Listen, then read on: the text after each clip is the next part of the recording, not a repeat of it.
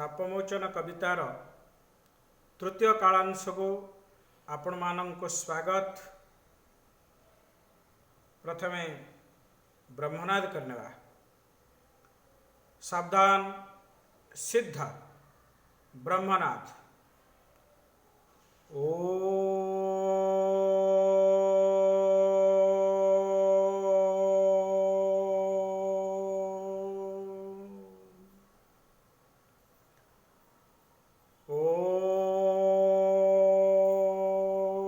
शांति शांति शांति। स्वस्थ पिलाने आमे गत श्रेणी रे सापमोचन कवितार जो किछि अंश आलोचना करथिले आपण मानकर निश्चय मन थिबो जे कृष्ण निज पुत्र मानकर अहंकार को दूर करिया पाई मध्य पछघुंचा दे नथिले। निज पिलांक मन भितरे थिबा गर्व अहंकार को दूर करिया पाई से एक माया रचना करथिले जोटी पिला माने जानि पारि नाहंती। पिला माने खेलिबा पाई बण को जाइथिले। बण रे खेलिबा समय रे तृषार्त हेले। जल अनुसंधान करिया को जाई गोटे अंधकार तृण गहल कूप देखिले। से कूप भितरे अद्भुत जंतुटीए थिबार देखी पिला माने चिन्हि पारथिले जे एटी गोटे क्रुकल्लास भली देखा जाउछि। ताको उद्धार करिया पई चेष्टा करथिले किंतु विफल होला परे सेमाने आसी निज पिता अर्थात परम पूज्य भगवान श्री कृष्ण को जड़े थिले। तापरे मायावी मायाधर श्री कृष्ण निजे ए रहस्य जानिबा पाई ये अद्भुत जंतुटी को देखिबा पाई कूप पाखरे जाई प्रवेश होइथिले। लाने भागवतर कथा बड़ा सुंदर कथा। भागवतर स्रष्टा ताको एभली भावरे रचना कर दैछंदी जहा समग्र मानव जाति को आज पर्यंत ताहा दिग्दर्शन दे आसीछि। ए कथा मु पूर्व श्रेणी रे भी कहिथिलि। भागवतर स्रष्टा जगन्नाथ दास दुईटी शब्द भितरे भागवतटी को रखिदेले।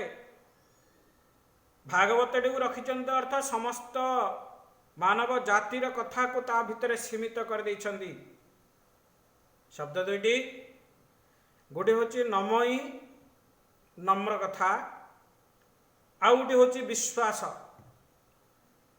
भागवतर आरंभ हला नमयी नृसिंह चरण अनादि परम कारण। नमयी शब्द आरंभ कले अर्थ जोठी नम्रता अच्छी, जोठी सहनशीलता अच्छी, धैर्य अच्छी, सेठी सबु किछि संभव हो जाय पारिबो। आ शेष कथाटी कहले कहई जगन्नाथ दास मूलटी अटई विश्वास।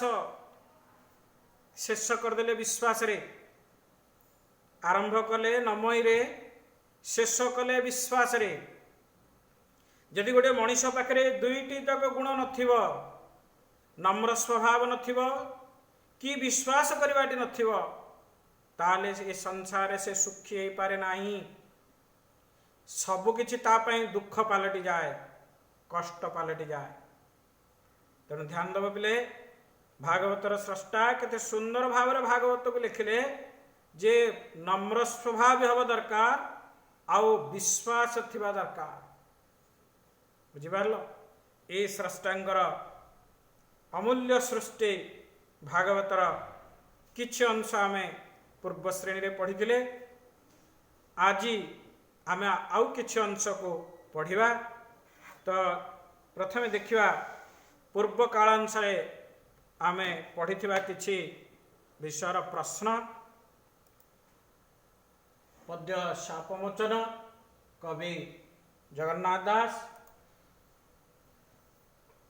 आज प्रश्न देखा जहाँ आम पूर्व कालांश आलोचना करथिले। शुक केउ राजा को द्वारकापुर कथा कहिछंती? शुक परीक्षित राजा को द्वारकापुर कथा कहिछंती। कूपरे पड़िथिबा अद्भुत जंतुटी देखा किपरि? कूपरे पड़िथिबा अद्भुत जंतुटी देखा पर्वत सदृश, पर्वत भली से अद्भुत जंतुटी देखा जाउथिला। श्रीकृष्ण पुओ माने हारी जिबार शुणी किए हसिबे?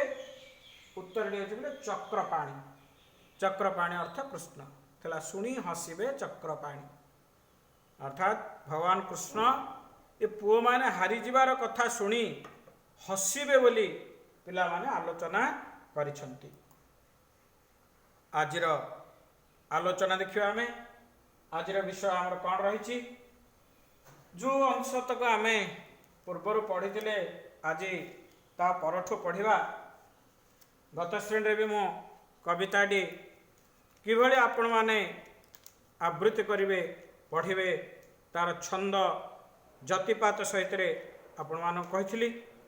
आज आम किसी अंश आवृत्ति करवा, तापरे से विषय वस्तुर आलोचना करवा।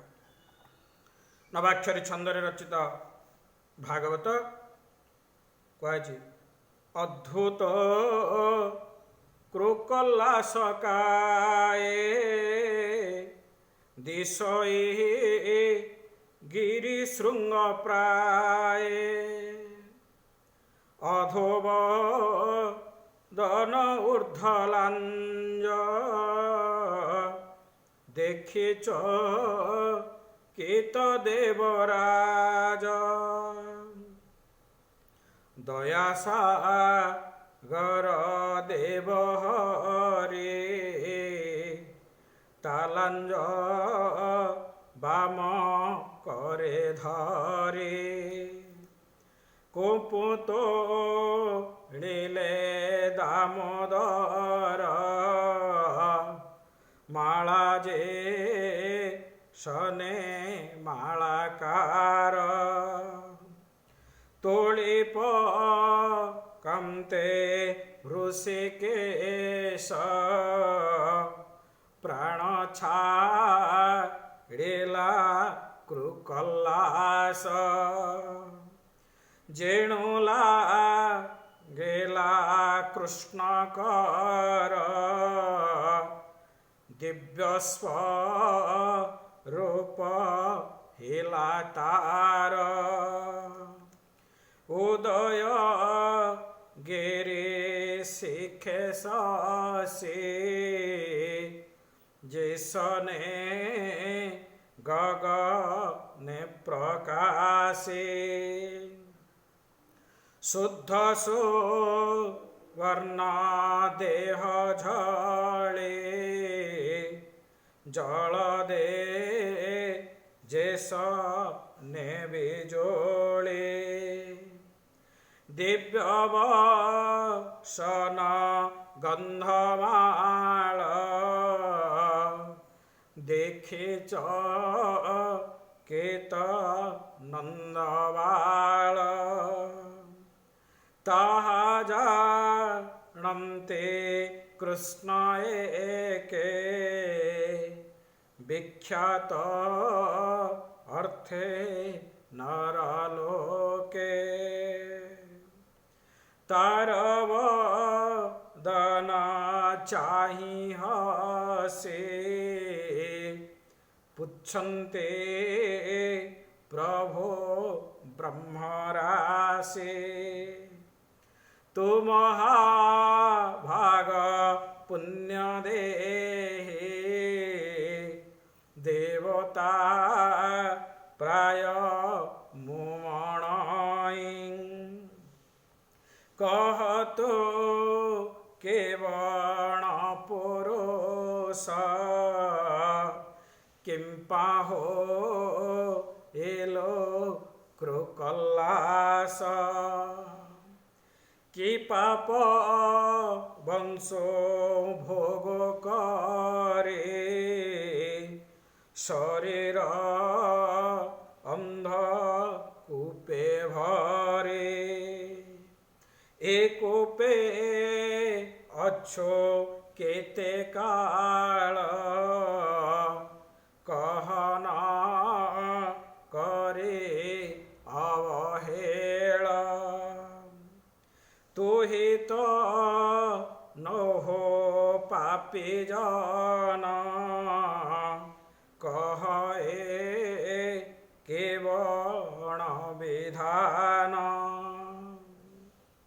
ये सुंदर भाव जगन्नाथ दास भागवत को रचना कले। आपण मैंने आर आउ अवशिष्ट अंश को निजे आवृत्ति करेंगे पढ़े। वर्तमान आम विषय वस्तुर आलोचना करवा। कहे अद्भुत कृकल्लास काये दिशई गिरी श्रृंग प्राय। भगवान श्रीकृष्ण मध्य जितेबाला सेठी जाई पहुंची जाइछंती रसराज रसिकेन्द्र ब्रजेन्द्र मौली अवतारी पुरुष भगवान श्रीकृष्ण जितेबाला से गहन वनर अंधकार कूप पाखरे पहुंची जाइछंती एवं देखिछंती से कूप मध्य को सेतेबेले से देखुचंती जे गोटे अद्भुत जंतु रही। अद्भुत कृकल्लास काये काय अर्थ शरीर काय से शरीर रे कृकल्लासर शरीर भाया गोटे अद्भुत शरीर पर्वत सदृश देखा जाउची। दिशई गिरी श्रृंग प्राय गिरी अर्थ पर्वत गिरी श्रृंग पर्वत श्रृंग अर्थ अति उच्च कथा कहे विशाल आकार गोटे विशाल आकार अद्भुत कृकल्लास टे से भितर पड़ी रही देखा पाइले। केमती अच्छी से कृकल्लास टी अधो बदन ऊर्ध लांज देखी चकित देवराज। कृकल्लास टी अधो बदन तलकु मुह करछि ऊर्ध लांज लांजटी ऊपर को अच्छी मुंडटी तलुकु मुह तलुकु रही लांज ऊपर को रही अधो बदन ऊर्ध लांज देखी चकित देवराज। देवराज अर्थ पिले तुम जदि पुराण की डिक्शनरी देखिए बोले इंद्र बाहर देवता मानकर राजा देवता मानकर राजा होचंदी इंद्र किंतु एठी भगवान श्रीकृष्ण को देवराज बोली जगन्नाथ दास कहते। देवता मानकर भितरे श्रेष्ठ मुख्य भगवान विष्णु तेणु से एठी भगवान कृष्ण को देवराज बोली कहले। अधो बदन ऊर्ध लांज देखी चकित देवराज। ये अद्भुत कृकल्लास को देखिले जी तलकु मुह करिछि ऊर्ध्व को तार लांज अच्छी गिरिशृंग भाया देखा जाउची। आकु देखी भगवान कृष्ण टिके चकित हो गले जदिव से सर्व अंतर्यामी तेणु ये जो लीला रचना करचंती ये लीला को रहस्यमय करने पाई भगवान टिके चकित हो गले है ना। देखी चकित देवराज दया सागर देव हरि तालांज वाम करे धरी। देव हरि भगवान कृष्ण को कहगला दया सागर देव हरि जे दयार प्रतीक जे दयार मूर्तिमंत भगवान सबुले भक्त पाई दयाशील। भक्त केबे विरक्त होकर भगवान को दीपद गाली कर दे पारे किंतु भगवान केबे भक्त को गाली करना कि भगवान भक्त को केबे निर्दय है नहांती सबुले सदार्थ चित्त भक्त प्रति तांकर केबे अवहेला नहीं सबुले दया प्रकट कर आछंदी। तेणु कहले दया सागर देव हरि दयार सागर करुणार सागर होचंदी भगवान। तेणु कृष्ण को जगन्नाथ दास ये देव हरि दया सागर बोली कहले दया सागर देव हरि तालांज वाम करे धरी। तालांज कार से कृकल्लासर लांजटी को बाँ करे धरी उद्धार करदेले कूप भितर बाहर को बाहर करदेले। दया सागर देव हरि तालांज वाम करे धरी कूपू तोड़िले दामोदर ମାଳା ଯେସନେ ମାଳାକାର। କେତେ ସୁନ୍ଦର ଉପମା ଦେଇଛନ୍ତି ଜଗନ୍ନାଥ ଦାସ, ବହୁତ ସୁନ୍ଦର ଉପମା ଦେଇଛନ୍ତି ଯେ କୁପୁ ତୋଳିଲେ ଦାମୋଦର। ଦାମୋଦର ଅର୍ଥ କୃଷ୍ଣ, ହେଲା। ଦାମ ଅର୍ଥ ଦୌଡ଼ି, ଉଦର ଅର୍ଥ ଅଣ୍ଟା ପ୍ରଦେଶଟିକୁ କୁହାଗଲା। ଦାମୋଦର କାହିଁକି କୁହାଗଲା ନା ପିଲାବେଳେ ଯେତେବେଳେ ଭଗବାନ କୃଷ୍ଣ ଅଝଟ ହେଉଥିଲେ ମା ଯଶୋଦା ତାଙ୍କୁ ଦୌଡ଼ିରେ ବାନ୍ଧି ଦେଇଥିଲେ। ଦୌଡ଼ିରେ ବାନ୍ଧି ଦେବା ଯୋଗୁଁ ଛୋଟ ପିଲା ଅଣ୍ଟାରେ ସେ ଦୌଡ଼ିର ଚିହ୍ନ ରହିଗଲା, ତେଣୁ ତାଙ୍କୁ ଦାମୋଦର ବୋଲି କୁହାଗଲା। ଏଠି ଦାମୋଦର ଅର୍ଥ ହେଉଛନ୍ତି କୃଷ୍ଣ। କ'ଣ କଲେ ନା କୁପୁ ତୋଳିଲେ ଦାମୋଦର। ଭଗବାନ କୃଷ୍ଣ ତାକୁ କୂଅରୁ ତୋଳିଲେ, ତୋଳିର ଅର୍ଥ ଉଦ୍ଧାର କରିଦେଲେ। ତା ବାମ ହାତରେ କୈଲାସର ଲାଞ୍ଜକୁ ଧରି ସେ କୂପ ମଧ୍ୟରୁ ତାକୁ ଉଦ୍ଧାର କରିଦେଲେ। କେମିତି ଉଦ୍ଧାର କଲେ ତାକୁ ସେ ତୁଳନା ଦେଲେ ଯେ ମାଳା ଯେସନେ ମାଳାକାର। ମାଳାକାର ଅର୍ଥ ଫୁଲ ମାଳ ବିକିବା ଲୋକ। ଜଣେ ଫୁଲ ବିକାଳି ମାଳାକାର ମାଳା ଗୁନ୍ଥିକିରି ଅତି ସୁନ୍ଦର ଭାବରେ ଗୋଟିଏ ପରେ ଗୋଟିଏ ଗୁନ୍ଥି ରଖିଥାଏ। ତାକୁ ସେ କେମିତି ବାହାର କରେ ନା ସେ ଯଦି ଟିକେ ଜୋର ଜୋର କରି ରାଡ଼ି ଜାଡ଼ି ବାହାର କରିଦେବ ଫୁଲ ଗୁଡ଼ା କ'ଣ ହେବ, ଝଡ଼ିଯିବ, ମାଳଟି ଛିଣ୍ଡିଯିବ।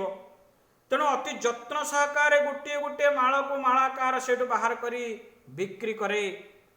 ଯେମିତି ମାଳାକାର ମାଳାକୁ ବାହାର କରେ ଠିକ୍ ସେମିତି ଅତି ଯତ୍ନ ସହକାରେ, କାଳେ କେଉଁଠି ଛିଣ୍ଡିଯିବ, କାଳେ କେଉଁଠି କ୍ଷତାକ୍ତ ହେଇଯିବ। ଭକ୍ତ ପରା ସେ, ଭଗବାନ କେବେ ଭକ୍ତର ଅନିଷ୍ଟ କରିବେ କି? ତେଣୁ ଭଗବାନ କୃଷ୍ଣ ଅତି ଯତ୍ନ ସହକାରେ ମାଳାକାର ଯେଭଳି ମାଳାକୁ ବାହାର କରେ ସେଇଭଳି ଭାବରେ ଏ କୃକଲ୍ଲାସର ଲାଞ୍ଜକୁ ବାମ କରରେ ଧରି କୂପ ମଧ୍ୟରୁ ଉଦ୍ଧାର କରିଦେଲେ। ପରବର୍ତ୍ତୀ ପଂକ୍ତିକି ଯିବା। ତୋଳି ପକାନ୍ତେ ହୃଷିକେଶ, ପ୍ରାଣ ଛାଡ଼ିଲା କୃକଲ୍ଲାସ। ତୋଳି ପକାନ୍ତେ, ତୋଳିବା ଅର୍ଥ ଏଠି ଉଦ୍ଧାର କରିବା। କୂପ ଭିତରେ ସେ କୈଲାସଟି ଥିଲା, ତାକୁ ଯେତେବେଳେ ଭଗବାନ ଉଦ୍ଧାର କରିଦେଲେ ତୋଳି ପକାନ୍ତେ ହୃଷିକେଶ। ହୃଷିକେଶ ଅର୍ଥ କୃଷ୍ଣଙ୍କୁ କୁହାଗଲା। କୃଷ୍ଣଙ୍କର ଅନ୍ୟ ନାଁ ହେଉଛି ହୃଷିକେଶ। ଯେତେବେଳେ ଭଗବାନ ତାକୁ କୂପ ମଧ୍ୟରୁ ଉଦ୍ଧାର କରିଦେଲେ ପ୍ରାଣ ଛାଡ଼ିଲା କୃକଲ୍ଲାସ। ଏ କୃକଲ୍ଲାସ ଏଣ୍ଡୁଅଟି ଜୀବନ ଛାଡ଼ିଦେଲା, ତାର ଏଣ୍ଡୁଅ ଜନ୍ମ ସରିଗଲା। ଏଣ୍ଡୁଅ ଶରୀରରୁ ସେ ପ୍ରାଣ ପଳେଇଗଲା। କ'ଣ ହେଲା ନା ଯେଣୁ ଲାଗିଲା କୃଷ୍ଣଙ୍କର ଦିବ୍ୟ ସ୍ୱରୂପ ହେଲା ତାର।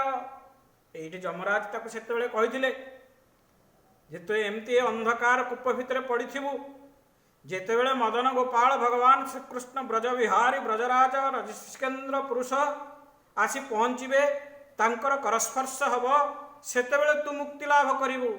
ଏକଥା ଯମରାଜ କହିଥିଲେ। ତେଣୁ ଏବେ ସେ ସମୟ ଆସିଯାଇଛି ଯେତେବେଳେ ଭଗବାନ କୃଷ୍ଣଙ୍କର କରସ୍ପର୍ଶ ହେଇଛି, ସେତେବେଳେ ସେ କୃକଲ୍ଲାସ ଶରୀରରୁ ପ୍ରାଣ ପଳେଇ ଯାଇଛି, ଆଉ ଗୋଟେ ଦିବ୍ୟ ସ୍ୱରୂପ ଦିବ୍ୟ ରୂପ ଧରି ସେ ଧାରଣ କରିଛି।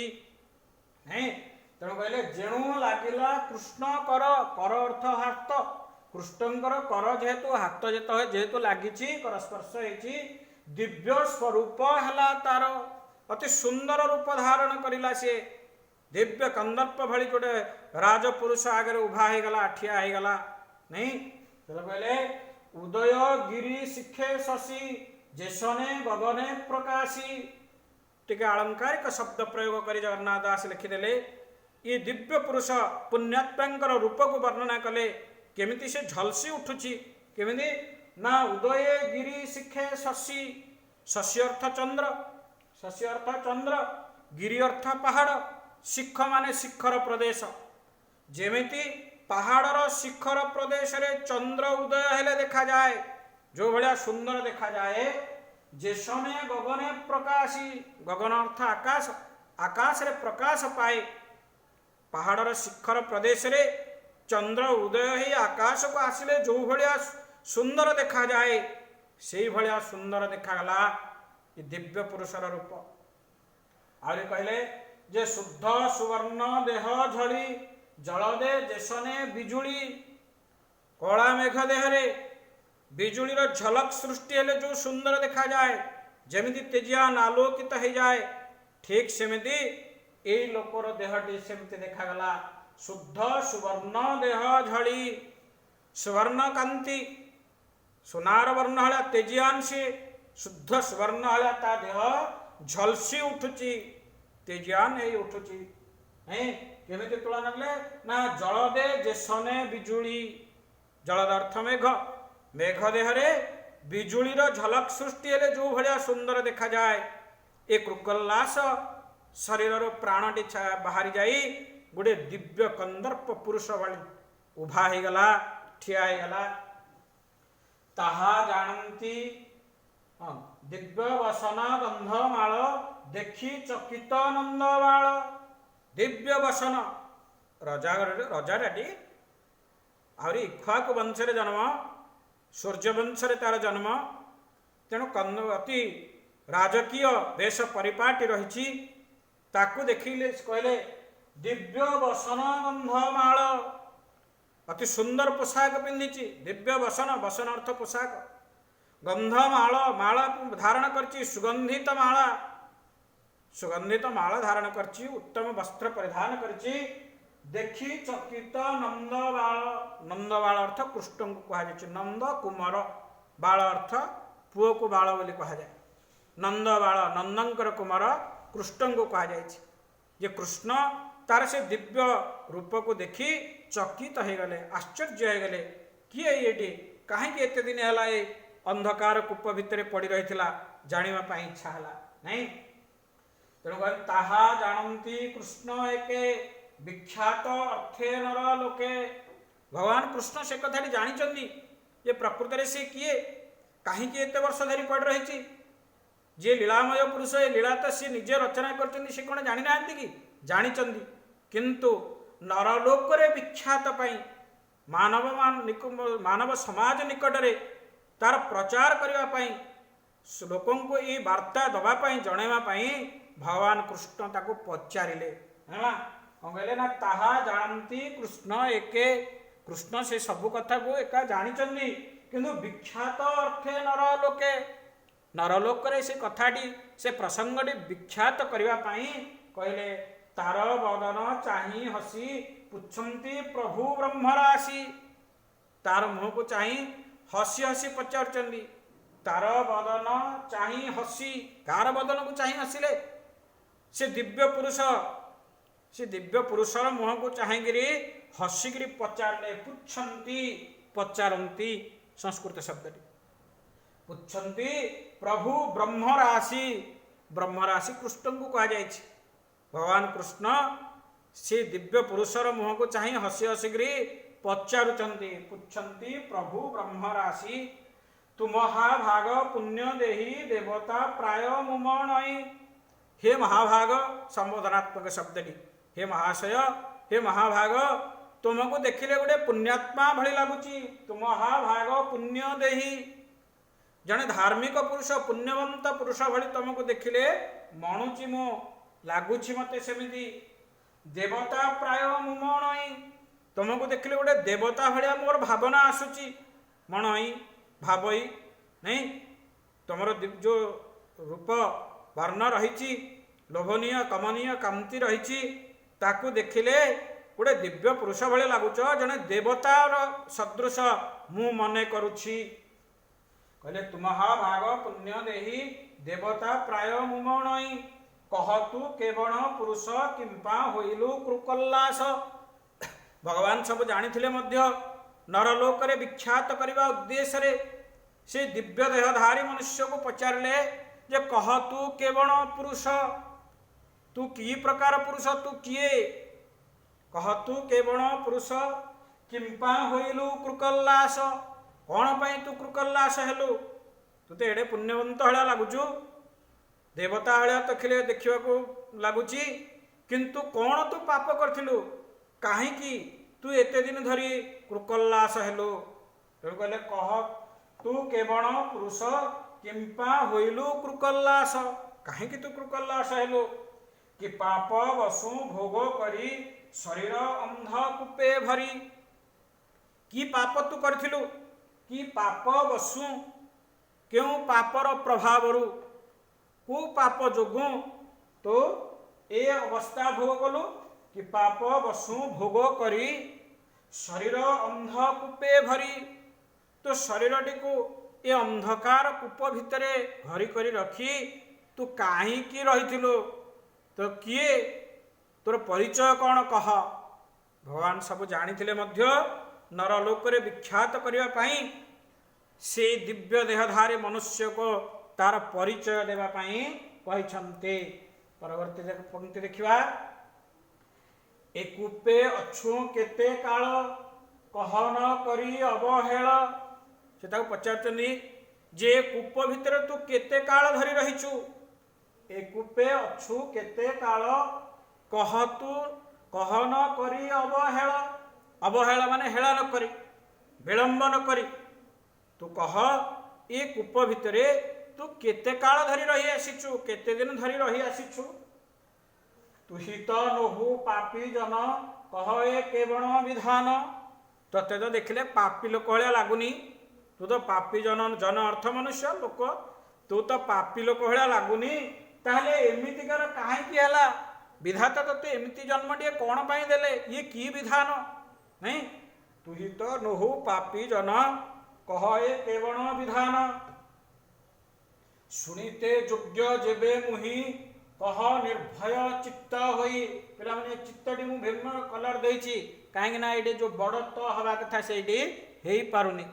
एटा तमर कंप्यूटर सॉफ्टवेयर प्रॉब्लम जो एडी हुए बोली हेई पारुनी। तेणु एडी भिन्न कलर दे देछि तमे एडी बड़ तो करी लिखिबा आ पढिबो हला। कहले सुनीते योग्य जेबे मुहि कह निर्भय चित्त होई।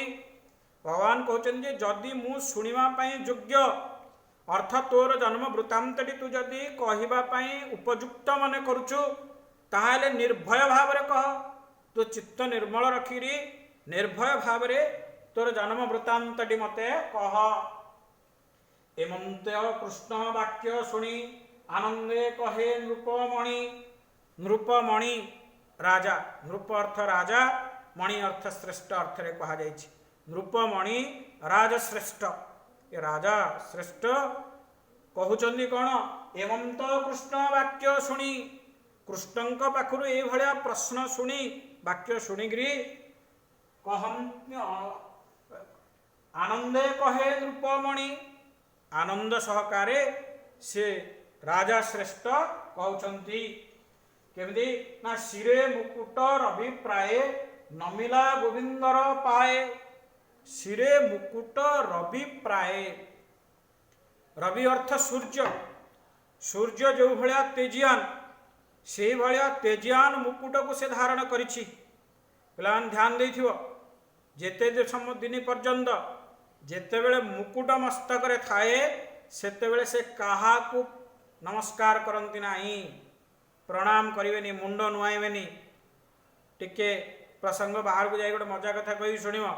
राजनगर मुखशाला गुड़ाक द्वार गुड़ाक देखिए एते तो उच्च होइथिबो काहे एते उच्च होइଥାଏ जानिछ ना राजा महाराजा माने जेतळ हाथी उपरे बसिगिरी राजनगर बाहर को आसीबे बाहर राजनगर भीतर को प्रवेश करिवे सेते बेले से मुंड नुआइवेनी।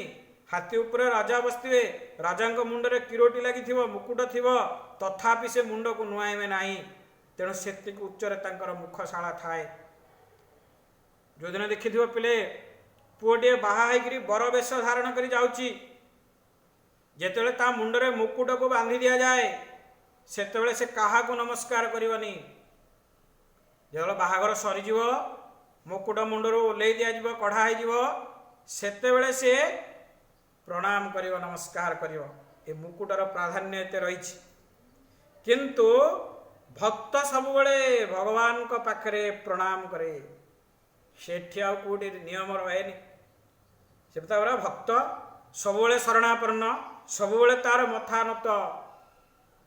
तेणु ये दिव्य पुरुष ये नृपश्रेष्ठ मुकुंडरे सूर्यंक भलिया तेजियान मुकुट को धारण करथिले मध्य भगवान कृष्णंकर पाद तले प्रणाम करिछि। काहेकि से जानिछि ये साधारण पुरुष नुह ये स्वयं नारायण।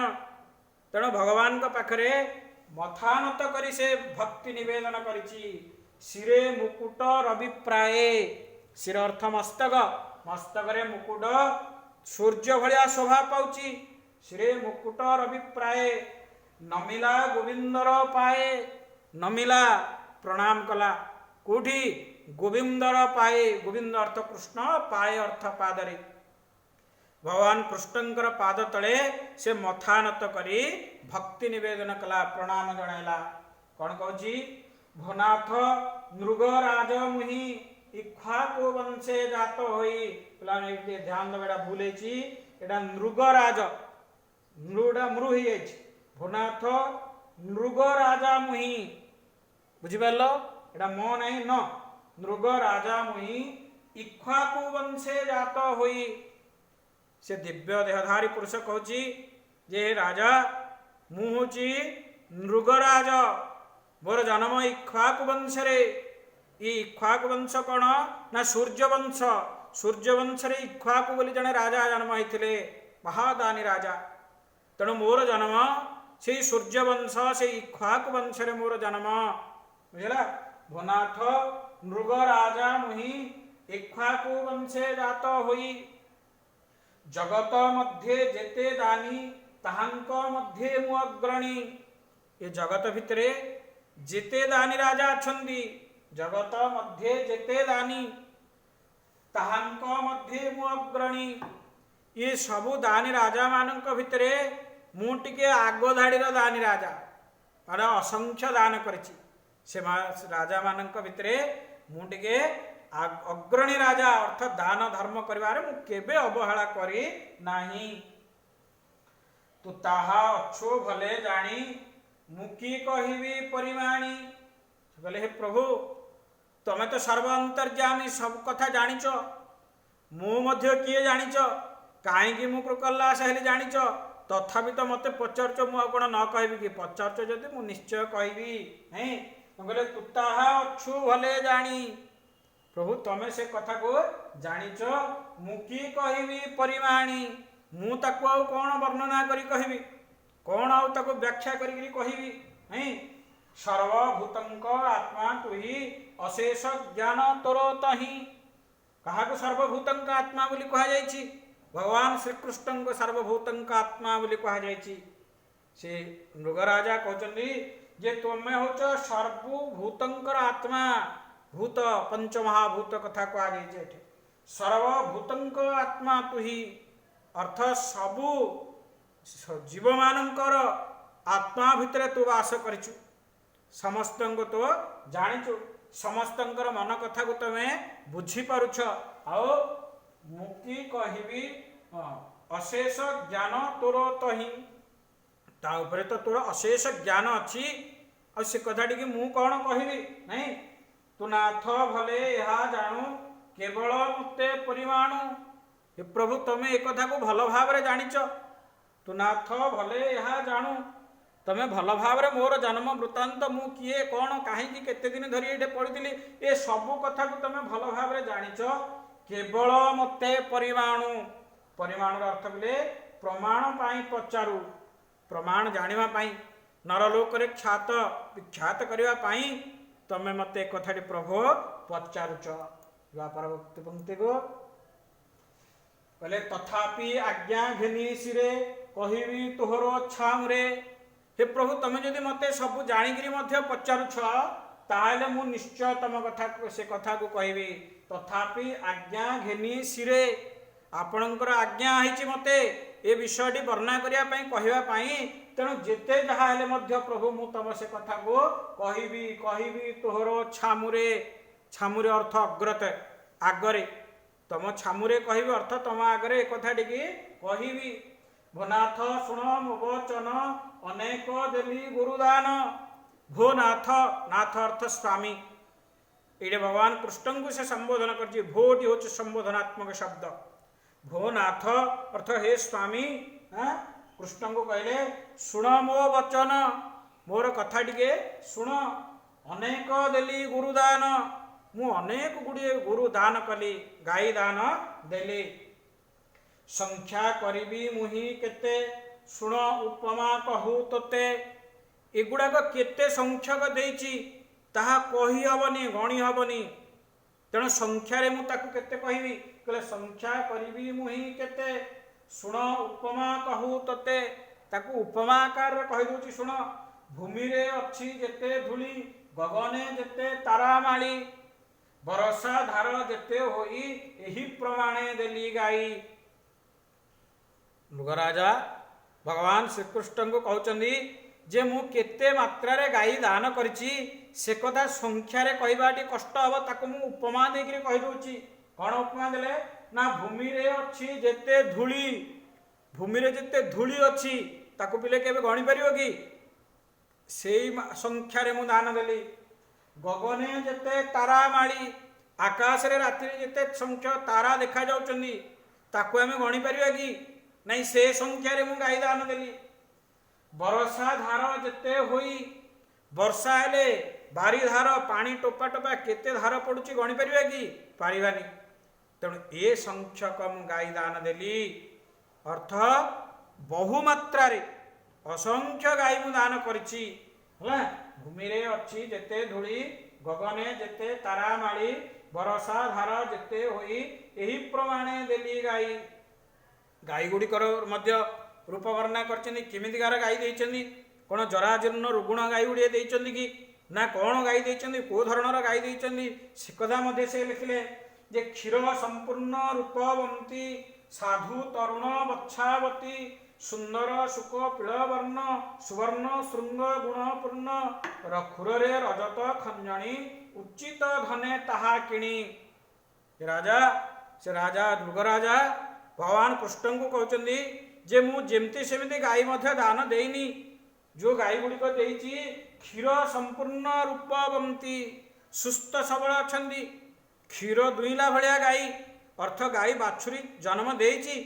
ये बाछुरी जन्म देइथि बेले क्षीर दुई जने लोक नेले से क्षीर ताहिरो ता पाखरु क्षीर पाइकरी बंची पारिबो। से भलिया क्षीर संपूर्ण रूपवंती साधु तरुण बच्छावती अति धीर स्थिर गाई, गाई मध्य दुष्ट नष्ट से ओलिया गाई मध्य देइनी। अति भल गुण संपन्न गाई देली। गाई गुड़िकर वर्ण भी कहले सुंदर सुख पील वर्ण, देखा गाई गुड़िक सुंदर आउ कपिल वर्ण से भाया गाई देली। सुवर्ण श्रृंग गुणपूर्ण से गाई की केमती देइछि ना गाईर श्रृंगरे सुवर्ण खचित होइछि, गाईर श्रृंगरे सुना रही, खुरे रजत खंजणी गाईर खुर गाईर पाद देश जो मोटा हार्ड कौन माने तार खुरा कहते से नहीं कि गाईर गोटे हाड़ भाया तलुक रही है कला कला हो रही देखिए से खुरा कहे। खुरे रजत खंजणी अर्थ तार पादरे रजत अर्थ रूपा, पादरे रूपार खंजणी अच्छी, सुवर्णर श्रृंग रही भाया गाई की मु देली दान कली। केमिति ना उचित धने ताहा किणी। मु राजा बोलिकी को चाषी पाखर क्यों गाई रखिदिया लोक जोर जबरदस्त आणिकी भी मु दान करनी, ता पाखरु उचित धन देकरी किणी आनीछि। गाई सुंदर अच्छी, बच्छावती, क्षीर संपूर्ण, खुरे तार रजत खंजण होइछि, सुवर्णर श्रृंग धारण करछि। ए भलिया गाई को उचित मूल्य देकरी मु किणी आनिली, तापरे ताकू मु दान करिछि। काहाकू ना ब्राह्मण मान को देली, नहीं खाली गाई देनी। आहरी कौन कहले ना दोहन अर्थे कांस्य पात्र वस्त्र कुसुम माला गात्र, गात्र अर्थ कहले शरीर। जो गाई देछि गाई की दुईमा पाई क्षीर दुईमा पाई मध्य कांस्य पात्र देछि। दोहन अर्थे कांस्य पात्र, दोहन अर्थ दुईमा, क्षीर दुईमा पाई कंसार पात्र देछि। वस्त्र कुसुम माला गात्र, गाई की सेमती दान दि जाएनि। ध्यान देते पे दान कर भी नियम अच्छी। से गाई को मध्य गाध पाद कराई ता मुंडरे सुंदर चंदन दिखाई, ता बेकरे नुआ लुगा गुड़े ताको ता देहरे भी फूलमाल दिखाई, ताकू दान दि जाए। सेमती गाईटे तो मुझे अच्छी मो घर अच्छी तू नहीं जा, सेमती ना नहीं। तेणु राजा भी कहले जे दोहन अर्थे कांस्य पात्र, क्षीर दुईमा कंसार पात्र देछि। वस्त्र कुसुम माला गात्र, गात्र अर्थ शरीर, ता शरीर रे वस्त्र कुसुमर माला फूलमाल वस्त्र को आच्छादित करी देछि। गंध चंदन माल साजी षडार्घ्ये विप्रपाद पूजी। काहाकू मु दान देली? जो ब्राह्मण मानकू मु दान देली। से ब्राह्मण मानकू जो दान देछि सेमानकू मध्य मु असम्मान करी दान देइनी। दानर केते लक्षण अछि, केते नीति नियम रहिछि देख। गंध चंदन माल साजी काहाकू ब्राह्मण मानकू भी देछि। ବ୍ରାହ୍ମଣ ମାନଙ୍କୁ ବରଣ କରାଯାଏ ବୋଲି କୁହାଯାଏ। କେମିତି ନା ଷଡ଼ାର୍ଘ୍ୟ କର୍ମ କରି କରାଯାଏ। ଯେମିତି ଆମେ ଭଗବାନଙ୍କୁ ପୂଜାର୍ଚ୍ଚନା କଲାବେଳେ ଉପଚାର ଦଉଛେ, ଅର୍ଘ୍ୟ, ଅର୍ଘ୍ୟ 1, ଗନ୍ଧ 2, ନାଇଁ ପୁଷ୍ପ 3, ଅର୍ଘ୍ୟ ଗନ୍ଧ ପୁଷ୍ପ ଧୂପ ଦୀପ ନୈବେଦ୍ୟ 4, 5, 6 କହିଲେ ଷଡ଼ାର୍ଘ୍ୟ କଥା କୁହାଗଲା। ଅର୍ଘ୍ୟ ଗନ୍ଧ ପୁଷ୍ପ ଧୂପ ଦୀପ ନୈବେଦ୍ୟ, ଏଭଳି ଭଗବାନଙ୍କୁ ଆମେ ପୂଜାର୍ଚ୍ଚନା କଲାବେଳେ ଏଇସବୁ ଉପଚାରକୁ ଦେଉଛେ। ବ୍ରାହ୍ମଣକୁ ବି ଯେତେବେଳେ ଡାକି ଆଣିକରି ଦାନ ଦିଆଯାଏ, ବ୍ରାହ୍ମଣକୁ ମଧ୍ୟ ଏଇଭଳି ପୂଜା କରାଯାଏ। ତାଙ୍କୁ କ'ଣ କରାଯାଏ? ବିଭିନ୍ନ ସୁଗନ୍ଧିତ ଚନ୍ଦନ ସୁଗନ୍ଧିତ ମାଳ ତାଙ୍କୁ ପରିଧାନ କରିବାକୁ ଦିଆଯାଏ। ବ୍ରାହ୍ମଣଙ୍କୁ ଅର୍ଘ୍ୟ ଦିଆଯାଏ, ଗନ୍ଧ ଦିଆଯାଉଛି, ପୁଷ୍ପ ଦିଆଯାଉଛି, ନାଇଁ ଧୂପ ଦୀପ ନୈବେଦ୍ୟ, ନୈବେଦ୍ୟ ଅର୍ଥ ଭୋଗ କରିବା। ଏସବୁ ଉପଚାର କରି ସେ ବ୍ରାହ୍ମଣଙ୍କୁ ମୁଁ ସସମ୍ମାନେ ବରଣ କରି ସମ୍ମାନର ସହିତ ଡାକି ଆଣି ଏଇଭଳିଆ ରୂପବନ୍ତେ ଗାଈମାନଙ୍କୁ ମୁଁ ଦାନ ଦେଇଛି। ବୁଝିଲା? ବୋଲେ ବରିଲି ଯେମନ୍ତ ବ୍ରାହ୍ମଣ ଭୁନାଥ ସାବଧାନେ ଶୁଣ, ଯୁବା ସୁଗୁଣ ସାଧୁଶୀଳ ଦରିଦ୍ର କୁଟୁମ୍ବ ବହଳ। ଯେଉଁ ବ୍ରାହ୍ମଣକୁ ଦାନ ଦେଇଥିଲେ ସେ ବ୍ରାହ୍ମଣ ମାନେ କିଭଳି ବ୍ରାହ୍ମଣ ଥିଲେ? ଜଗନ୍ନାଥ ଦାସ ସେଇଠି ବି କହିଲେ, ବ୍ରାହ୍ମଣ ମାନଙ୍କର ମହତ୍ଵ କଥା ମଧ୍ୟ ଏଇଠି କହିଛନ୍ତି। ଜନମାନଂ ଜାୟତେ ଶୂଦ୍ର ସଂସ୍କାରାତ୍ ଦ୍ୱିଜ ଉଚ୍ୟତେ, ବେଦୋଭ୍ୟାସ ଭବେତ୍ ବିପ୍ର ବ୍ରହ୍ମଂ ଜାନାତି ବ୍ରାହ୍ମଣ। ଧ୍ୟାନ ଦେବ ପିଲେ, ଜନ୍ମ ମାତ୍ରକେ କେହି ବ୍ରାହ୍ମଣ ହୁଏ ନାହିଁ। ତମେ ପଢ଼ି ଦେଇଛ ଉପବିତେନ ବ୍ରାହ୍ମଣ, ପଇତା ପକେଇଦେଲେ ବ୍ରାହ୍ମଣ ହେଇଗଲା ବୋଲିକରି ସଂସ୍କୃତରେ ପଢ଼ି ଆସିଲ କାରକ ବିଭକ୍ତି ପଢ଼ିଲା ବେଳେ। କିନ୍ତୁ ନା, ପଇତା ପକେଇଦେଲେ ସେ ବ୍ରାହ୍ମଣ ହେଇଯିବନି। ଜନ୍ମ ମାତ୍ରକେ ଶୂଦ୍ର, ଜନ୍ମାନାଂ ଜାୟତେ ଶୂଦ୍ର ସଂସ୍କାରାତ୍ ଦ୍ୱିଜ ଉଚ୍ୟତେ। ଯେତେବେଳେ ସଂସ୍କାର କର୍ମ କରାଯାଏ, ତାକୁ ଯେଉଁ ଉପନୟନ କର୍ମ କରାଯାଏ, ଯେଉଁଠି ବ୍ରାହ୍ମଣ ପିଲାଙ୍କୁ ଆମେ ବ୍ରତ କରିଦେଲୁ ବୋଲି କହୁଛେ, ତାର ଉପନୟନ କର୍ମ କରାଯାଉଛି, ସଂସ୍କାର କର୍ମ କରାଯାଉଛି, ସେତେବେଳେ ସେ କ'ଣ ହୁଏ? ଦ୍ୱିଜ ହୁଏ। ଦୁଇଥର ଜନ୍ମ, ଥରେ ମା ପେଟରୁ ଜନ୍ମ ହେଲା, ଆଉ ଥରେ ସଂସ୍କାର କରି ତାକୁ ଜନ୍ମ ଦିଆଗଲା। ସଂସ୍କାରାତ୍ ଦ୍ୱିଜ ଉଚ୍ୟତେ, ବେଦୋଭ୍ୟାସ ଭବେତ୍ ବିପ୍ର। ଯେତେବେଳେ ସେ ବେଦକୁ ଅଭ୍ୟାସ କଲା, ସେତେବେଳେ ସେ ବିପ୍ର ହୁଏ। ବେଦୋଭ୍ୟାସ ଭବେତ୍ ବିପ୍ର ବ୍ରହ୍ମଂ ଜାନାତି ବ୍ରାହ୍ମଣ। ଯେତେବେଳେ ସେ ବ୍ରହ୍ମ କ'ଣ ଚିହ୍ନି ପାରେ, ସେତେବେଳେ ବ୍ରାହ୍ମଣ ହୁଏ। ତେଣୁ ଜନ୍ମ ମାତ୍ରକେ ଶୂଦ୍ର, ସଂସ୍କାର ହେଲେ ଦ୍ୱିଜ, ବେଦ ଅଭ୍ୟାସ କଲେ ବିପ୍ର, ବ୍ରହ୍ମକୁ ଚିହ୍ନିଲେ ବ୍ରାହ୍ମଣ। ତେଣୁ ରୁଗରାଜ କହିଲେ ଯେ ମୁଁ ଯେଉଁ ବ୍ରାହ୍ମଣ ମାନଙ୍କୁ ଡାକିଛି, ସେ ବ୍ରାହ୍ମଣ ମାନେ କେମିତି? ନା ବରିଲି ଯେମନ୍ତ ବ୍ରାହ୍ମଣ ଭୁନାଥ ସାବଧାନେ ଶୁଣ। ହେ ନାଥ, ହେ ଭଗବାନ, ହେ କୃଷ୍ଣ, ମୋ କଥା ଟିକେ ସାବଧାନ ସହିତ ଶୁଣ। ମୁଁ ଯେଉଁ ଭଳିଆ ବ୍ରାହ୍ମଣ ମାନଙ୍କୁ ବରଣ କଲି, କେମିତି? ନା ଯୁବା ସୁଗୁଣ ସାଧୁଶୀଳ। ଯୁବକ ହେଇଥିବ, ନାଇଁ ଅତି ଗୁଣ ସମ୍ପନ୍ନ ହେଇଥିବ, ସୁଗୁଣ, ସୁ ଅର୍ଥ ଉତ୍ତମ, ଉତ୍ତମ ଗୁଣ ଥିବ। ସାଧୁଶୀଳ, ନ୍ୟାୟ ଧର୍ମ ସାଧୁତା ତାଙ୍କ ପାଖରେ ଥିବ। ଦରିଦ୍ର କୁଟୁମ୍ବ ଗହଳ, ଦରିଦ୍ର ହେଇଥିବ, କୁଟୁମ୍ବ ଗହଳି ହେଇଥିବ। ପିଲାମାନେ, ପୁରୁଷ ଜୀବନରେ ଏଇଠି ସବୁଠୁ ବଡ଼ କଷ୍ଟ। ଯୁବକ ଅବସ୍ଥାରେ ଯଦି ଜଣେ ଗରିବ ହେଇଗଲା, ଦରିଦ୍ର ହେଇଗଲା, ତା ଜୀବନଟା ଧିକ୍ ହେଇଯାଏ। ନାଇଁ କାହିଁକି? ନା ଇଆଡ଼େ କୁଟୁମ୍ବ ଗହଳି ଥିବ, ବଡ଼ ପରିବାର, ଗହଳିଆ ପରିବାର ଥିବ, ତେଲ ଲୁଣର ସଂସାର ଚଳେଇ ପାରୁନଥିବ। ନାଇଁ ଇଆଡ଼େ ଯୁବକ ହେଇଥିବ, ଯେଉଁ ସମୟରେ ଧନ ଉପାର୍ଜନ କରିବା କଥା, ସେ ସମୟରେ ସେ ଦରିଦ୍ର ହେଇଯାଇଥିବ। ତାଠୁ ବଡ଼ କଷ୍ଟ ଦୟନୀୟ ଜୀବନ ଆଉ କିଛି ନାହିଁ।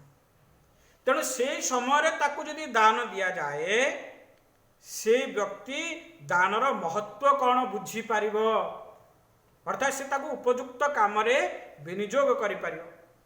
ଆମେ ଯଦି ବଡ଼ ବଡ଼ ଧନୀ ଲୋକଙ୍କୁ, କୋଟିପତି ଲୋକଙ୍କୁ ଭିକ ଦେଲା ଭଳିଆ ଟଙ୍କାଏ 2 ଟଙ୍କା ଦେବ, ସେ ଟଙ୍କା 2 ଟଙ୍କାରେ କ'ଣ ମୂଲ୍ୟ ଅଛି ତାଙ୍କ ପାଇଁ? କିନ୍ତୁ ଜଣେ ହାର୍ନ ଚିତ୍କାର କରୁଥିବା ଲୋକଟେ ଟଙ୍କାଏ 2 ଟଙ୍କା ମାଗି ପକରି ନେଲେ, ଯଦି ତା ପାଟିକି 5ଟା ଆଙ୍ଗୁଠି ଯିବ, ତା ପାଟିକି ପେଟକୁ ଟିକେ ଆହାର ଯିବ, ତାହେଲେ ତା ପାଖରେ ସେ ଟଙ୍କେ 2 ଟଙ୍କାର ବି ମୂଲ୍ୟ ଅଛି। ତେଣୁ ଏଠି କୁହାଗଲା ଯେ ଯୁବକ ସୁଗୁଣ ସମ୍ପନ୍ନ ସାଧୁଶୀଳ ଦରିଦ୍ର ଆଉ କୁଟୁମ୍ବ ଗହଳ ଏମିତିକାର ବିପ୍ର ଏମିତିକାର ବ୍ରାହ୍ମଣଙ୍କୁ ଡାକି ମୁଁ ଏ ଧେନୁ ଦାନ ଦେଲି, ଗାଈ ଦାନ ଦେଲି। ଆହୁରି କହିଲେ ଉତ୍ତମ ବ୍ରହ୍ମଚର୍ଯ୍ୟ ଦୀକ୍ଷା। ଏଇଠି ମଧ୍ୟ ଦେଖ ଉତ୍ତମଟାକୁ ମୁଁ ଅଲଗା କଲର ଦେଇଛି, ଏ ତଟା ବି ବଡ଼ ତ ହେବା କଥା, ସାନ ତ ହେଇଯାଉଛି। ଉତ୍ତମ ବ୍ରହ୍ମଚର୍ଯ୍ୟ ଦୀକ୍ଷା ବେଦାଧ୍ୟାୟନେ ମନ୍ତ୍ର ଶିକ୍ଷା। ସେ ବ୍ରାହ୍ମଣର ଏସବୁ ଜ୍ଞାନ ଥିବା ଦରକାର। ସେଟାକୁ ପରେ ଉତ୍ତମ ବ୍ରହ୍ମଚର୍ଯ୍ୟ ଦୀକ୍ଷା ନେଇଥିବ, ଅର୍ଥ ସେ ବ୍ରହ୍ମକୁ ଚିହ୍ନି ପାରିଥିବେ, ବ୍ରହ୍ମ କ'ଣ ସେ ଜାଣିପାରିଥିବେ। ଆଉ ବେଦାଧ୍ୟାୟନେ ମନ୍ତ୍ର ଶିକ୍ଷା, ବେଦକୁ ଅଧ୍ୟୟନ କରି ମନ୍ତ୍ର ଶିକ୍ଷା କରିଥିବେ। ଅର୍ଥ ବ୍ରାହ୍ମଣ ଖାଲି ସେମିତି ହେଇଗଲେ ହବନି, ସେ ବେଦ ଅଧ୍ୟୟନ କରିଥିବ, ବ୍ରହ୍ମଚର୍ଯ୍ୟ ଦୀକ୍ଷା ଗ୍ରହଣ କରିଥିବ, ସାଧୁ ସୁଗୁଣ ଏଇଭଳିଆ ବ୍ରାହ୍ମଣ ମାନଙ୍କୁ ଡାକି ମୁଁ ଅସଂଖ୍ୟ ମାତ୍ରାରେ ଧେନୁ ଦାନ ଦେଲି, ଗାଈ ଦାନ ଦେଲି। ଏମନ୍ତ ବିପ୍ରେ ସାବଧାନ ସୁପୁଣ୍ୟ କାଳେ ଦେଲି ଦାନ। ଏଇଭଳିଆ ବିପ୍ରମାନଙ୍କୁ ଡାକି ଯେତେବେଳେ ସେତେବେଳେ ମଧ୍ୟ ଦେଇନି, ଦାନ ଦେବାର ବି ସମୟ ରହିଛି। ତେଣୁ ଆମେ ପ୍ରତି କଥାରେ ବ୍ରାହ୍ମଣଙ୍କୁ ଯାଇକରି ପାଞ୍ଜିଟା ଟିକେ ଦେଖିଦିଅ, ଭଲ ବେଳାଟେ ଶୁଭ ସମୟଟି ଟିକେ ଦେଖିଦିଅ ବୋଲି କହୁଛନ୍ତି। ରାଜା ବି ସେମିତି କହିଲେ ସୁପୁଣ୍ୟ କାଳେ ଦେଲି ଦାନ। ଉତ୍ତମ ପୁଣ୍ୟ କାଳ ଧର୍ମ ସମୟ ଦେଖିରି ବ୍ରାହ୍ମଣ ମାନଙ୍କୁ ଡାକି ଦାନ ଦେଲି। ଆଜି ପାଇଁ ପିଲା ଆଜି ଏଇଠି ରହିବା, କିନ୍ତୁ କେତେ କଥା ଏଠି କହିଦେଇଛି। ନୃଗରାଜ କେମିତି ଦାନ ଦେଲେ, କେଉଁ ଧରଣର ଗାଈମାନଙ୍କୁ ଆଣିଥିଲେ, ବ୍ରାହ୍ମଣମାନଙ୍କୁ କେମିତି ସମ୍ମାନର ସହିତ ଡାକିଥିଲେ, କେଉଁ ଭଳିଆ ବ୍ରାହ୍ମଣଙ୍କୁ ସେ ଧେନୁ ଦାନ ଦେଲେ, ଏସବୁ ପ୍ରସଙ୍ଗ ଆଜି ଆମେ ଆଲୋଚନା କରିଛେ। ମୁଁ ଆଶା କରିବି ଆପଣମାନଙ୍କୁ ନିଶ୍ଚିତ ଭଲ ଲାଗିବ, ହୃଦୟସ୍ପର୍ଶୀ ହୋଇପାରିଥିବ। ତେଣୁ ଏଟିକି ଭଲ ଭାବରେ ଦେଖିବ, ପଢ଼ି ବୁଝିବାକୁ ଚେଷ୍ଟା କରିବ। ଆଉ ଯାହା ରହିଛି ଆମେ ପରବର୍ତ୍ତୀ ଶ୍ରେଣୀରେ ଆଲୋଚନା କରିବା। ଆଜିର କାଳାଂଶକୁ ଶେଷ କରିବା ପୂର୍ବରୁ ଆମେ ଆଜିର କିଛି ପ୍ରଶ୍ନ ଦେଖିବା। ଆଜି ପାଇଁ ଆପଣମାନଙ୍କର ପ୍ରଶ୍ନ ଅଛି, ନୃଗରାଜ କେଉଁ ବଂଶରେ ଜାତ ହୋଇଥିଲେ? ନୃଗରାଜ ଇକ୍ଷ୍ୱାକୁ ବଂଶରେ ଜାତ ହୋଇଥିଲେ। ନାଇଁ, କାହାକୁ ସର୍ବଭୂତଙ୍କ ଆତ୍ମା ବୋଲି କୁହାଯାଇଛି? ଭଗବାନ କୃଷ୍ଣଙ୍କୁ, ଭଗବାନ ଶ୍ରୀକୃଷ୍ଣଙ୍କୁ ସର୍ବଭୂତଙ୍କ ଆତ୍ମା ବୋଲି କୁହାଯାଇଛି। କୃକଲ୍ଲାସର ଆକାର କିପରି ଥିଲା? କୃକଲ୍ଲାସର ଆକାର ପର୍ବତ ସଦୃଶ ଥିଲା। ଏଇଠି ମଧ୍ୟ ଆମେ ପୂର୍ବ ଶ୍ରେଣୀରେ ଏ ପ୍ରଶ୍ନ ଆଲୋଚନା କରିଥିଲେ। ତ ଆଜି ପାଇଁ ଏଇ କାଳାଂଶକୁ ଆମେ ଏଇଠି ଶେଷ କରିବା। ପରବର୍ତ୍ତୀ ଶ୍ରେଣୀରେ ଅନ୍ୟାନ୍ୟ ବିଷୟକୁ ଆଲୋଚନା କରିବା। ଆଶା କରିବି ଆପଣମାନେ ଭଲ ଭାବରେ ପଢ଼ିବେ। ଆର ଯାହା ପ୍ରଶ୍ନ ଅଛି ତାକୁ ଖାତାରେ ଏବେଠାରୁ ଲେଖିଦେବେ, ଅପେକ୍ଷା କରିବେନି, କାହିଁକି ଡେରି କଲେ ପାଠ ସବୁବେଳେ ପଛରେ ପଡ଼ିଯାଏ। ତେଣୁ ଯେତିକି ପ୍ରଶ୍ନ ମନକୁ ଆସୁଛି ସେ ପ୍ରଶ୍ନ ଲେଖନ୍ତୁ, ଉତ୍ତର ଲେଖନ୍ତୁ। ଯଦି କେଉଁଠି କିଛି ସନ୍ଦେହ ଅଛି, ପ୍ରଶ୍ନର ଉତ୍ତର ପାଇପାରୁନାହାନ୍ତି, ତାହେଲେ ମୋତେ ବ୍ୟକ୍ତିଗତ ଭାବରେ ଫୋନ୍ କରିକି ଯୋଗାଯୋଗ କରନ୍ତୁ। ରହୁଛି, ଧନ୍ୟବାଦ।